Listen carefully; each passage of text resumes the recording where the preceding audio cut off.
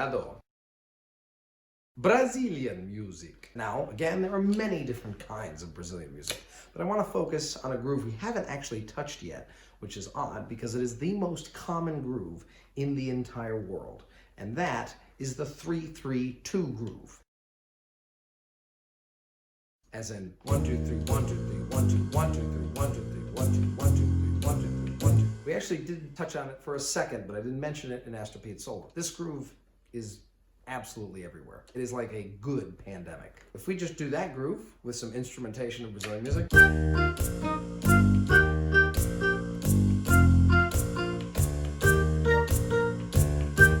Okay, not quite Brazilian music yet. Brazilians like happy keys. Great milk comes from happy cows. Happy cows come from California. D is usually a very bright key.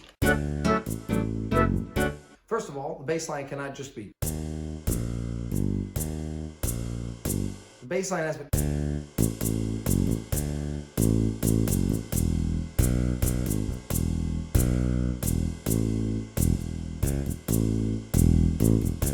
Chords, think more in a jazz style. You want more advanced chords.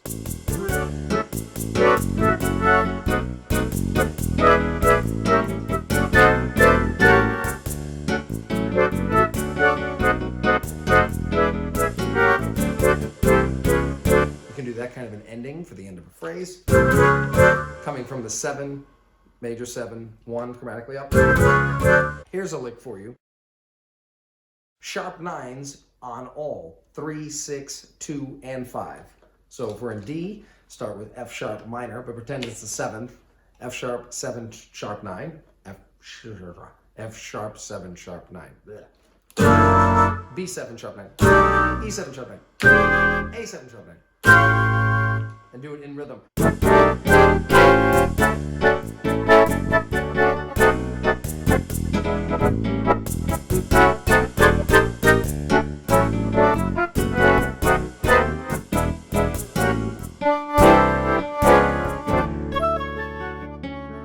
was more of a churro that, say, Hermeto Pascual wrote.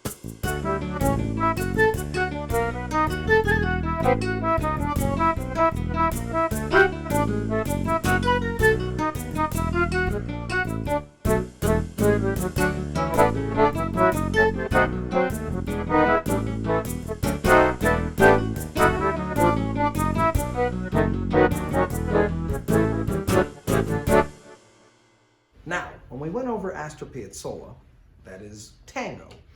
But because most of you are thinking tango is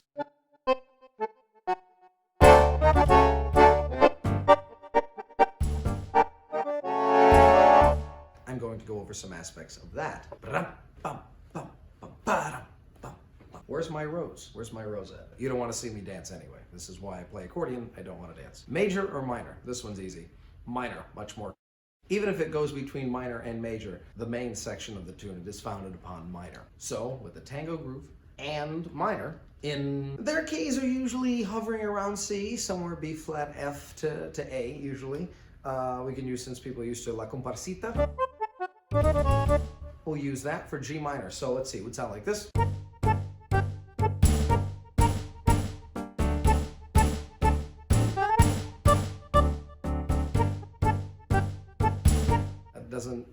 That doesn't do it. That's definitely not tango. That's just the groove of tango with the correct instrumentation. We need chords in this one. Also, snappy technique. Now this, way too heavy. It's got to be snappy. It's got to be punchy. This is the kind of music I like.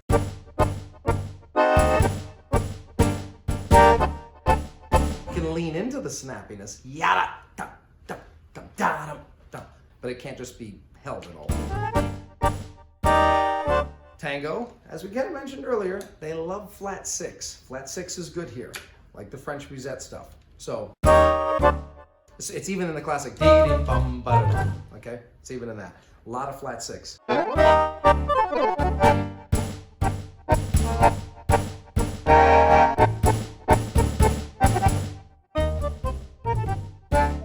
Definitely add that classic ending.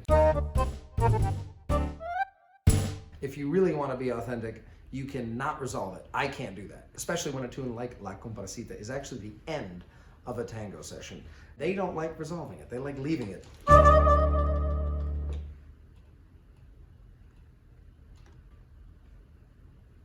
I can't do it. I have to end. I have to end that. I just, you know. Ah! Remember, folks, the best way to annoy a musician.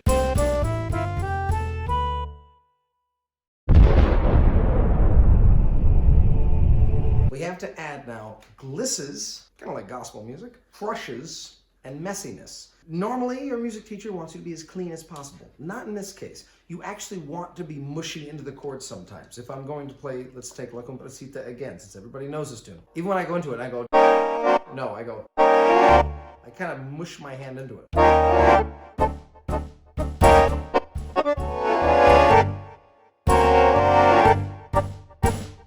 This tension and release of this kind of mushiness into cleanliness. Again, contrast, which is the biggest aspect of learning anything in music. Lots of contrast. So that's in the same aspect.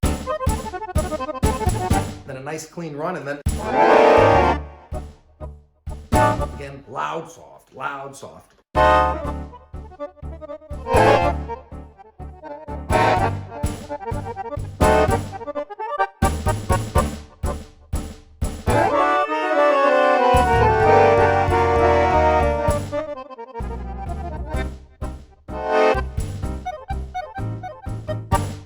So contrast on that. So again, if we put this all together.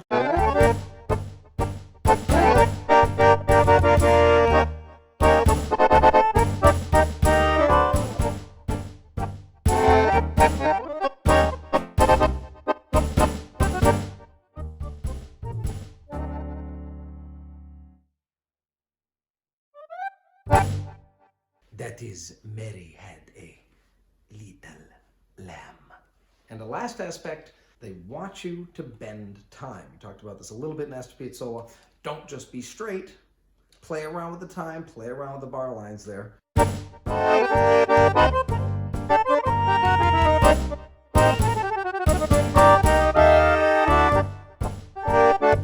It's kind of like jazz in the same way where when you're just starting to play with someone, say at a jam session, you want to play very much in time at the beginning. Show that you know what the heck you're doing, you know where the time is, you can play straight. Then you can bend time. You have to earn your stripes before you start playing around.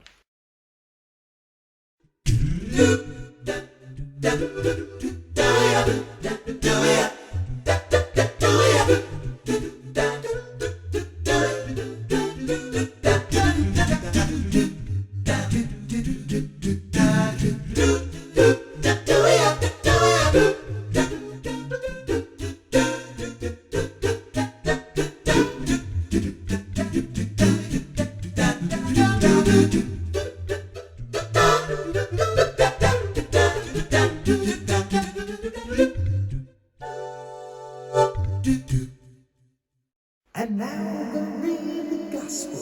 Now please note, I don't know much about gospel, but I know some basic ideas of how normally you would hear someone play in gospel. And I think it's an important genre to know, especially for jazz fans, because many of the great jazz players, including Thelonious Monk, who didn't seem to sound anything like a gospel player with his weird playing, especially his whole tone, came from gospel. So first, major or minor?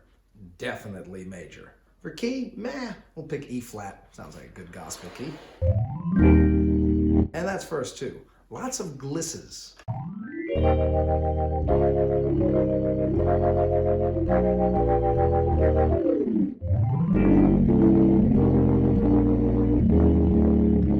Another thing, big chords. None of this. No, it's all huge chords.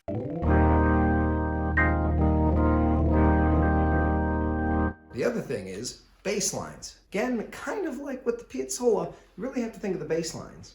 And in this case, a lot of times they are moving chords, even note by note.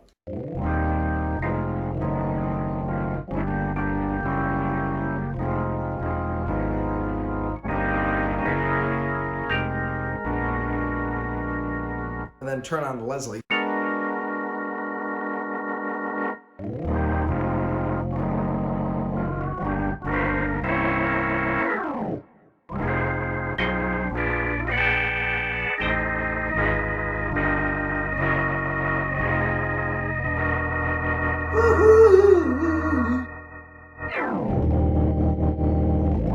what I'm doing there, this is common at the end of some jazz standards as well, is I'm going straight from sharp 4 all the way down to 1. Sharp 4, 7, 3, 6, 2, 5, 1.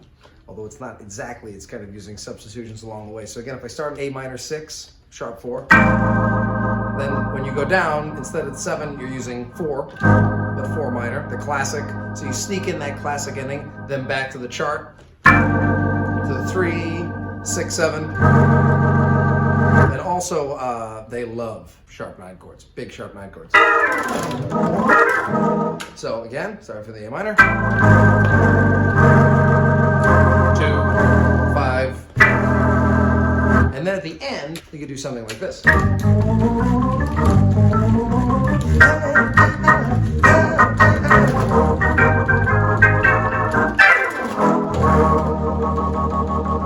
And you can end on a 7th. It's okay in this kind of a genre. But on the slow stuff, yeah.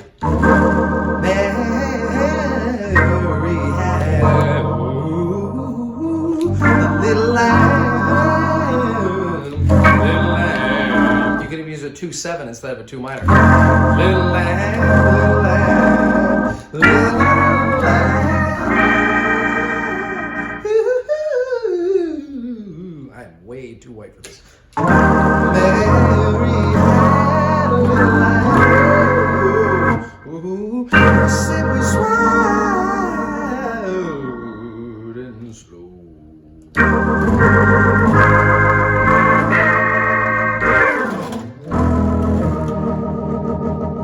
And so on.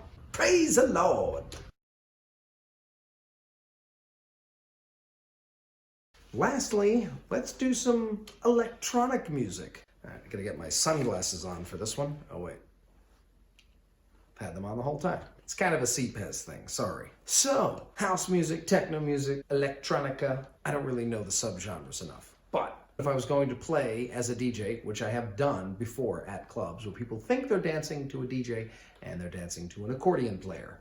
Ooh, spooky. First of all, let's get the sounds on it. And let's do a standard 1, 2, 3, 4, as if we were just playing it like a polka, but with the sounds correct, and start there. Now, first, major or minor?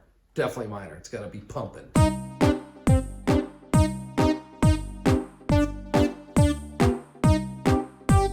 Now, the first problem here is the bass. Electronic music doesn't go chuck, chuck. It goes chuck, chuck together on the second one. Okay? So it's like alternating bass, but it's not alternating, and it's on every beat. Now, instead of going to the 5 chord here, electronic music likes to pedal the 1 as a genre we talked about previously. It doesn't actually go to the 5, where most music, when you pedal on the 5.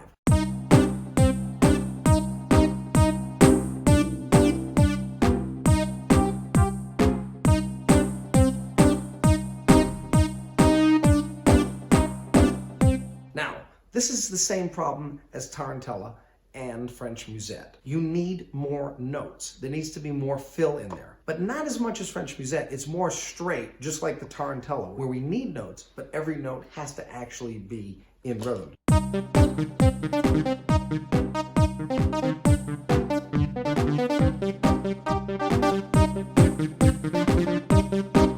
Now it's starting to sound like something that people would dance to and have no idea it's Mary Had a Little Lamb. That's a pretty rad lamb right there, man. I kind of sound like John Gruden right now.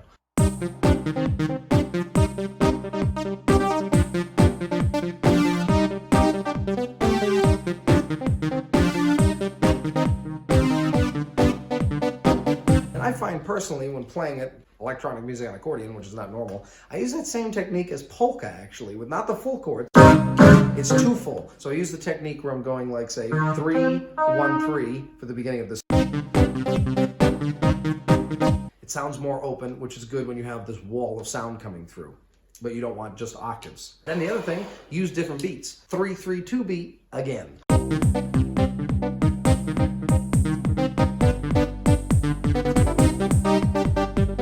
also with 3-3-2, you have a variation of that in electronic music. Instead of 3-3-2, it's over 2 measures over the bar line, as we say 3-3-3-3-2-2.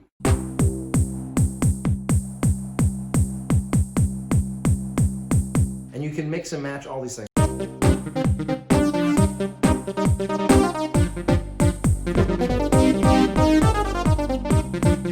Another thing with chord changes, electronic music loves to do this fall from 1 to flat 7 to flat 6. And then a lot of times you might as well drop to the 5.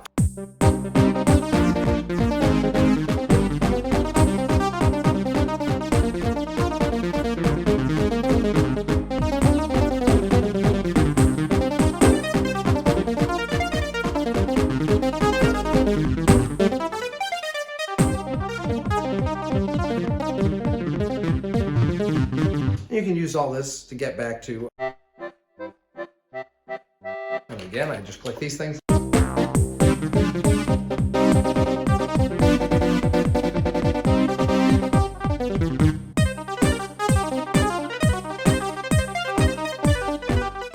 That's kind of like sounding like a video game.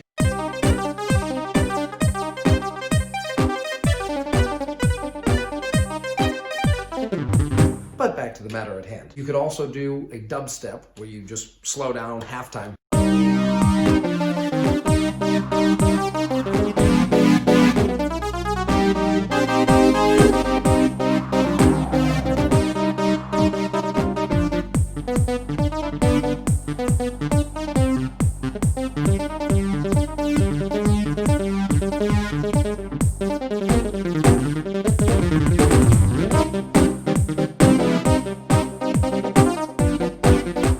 And you've got a club tune. Mary Had a Little Lamb, again. The great benefit of learning all these things is the simple fact that now you can go to a gig and not know any of the tunes in that genre and just bring a real book, quote unquote, in whatever genre you do know and just play those tunes in the genre you were hired for. I once played a gig of klezmer music and bluegrass music. I don't know any bluegrass music. I hired 2 other jazz musicians, and we went, played klezmer. I kind of taught them that, had them figured out, and just copped the chords. Then, when we went to bluegrass, none of us knew bluegrass, but we read out of the jazz reel book and just played in the style of bluegrass, and everyone thought we were playing bluegrass.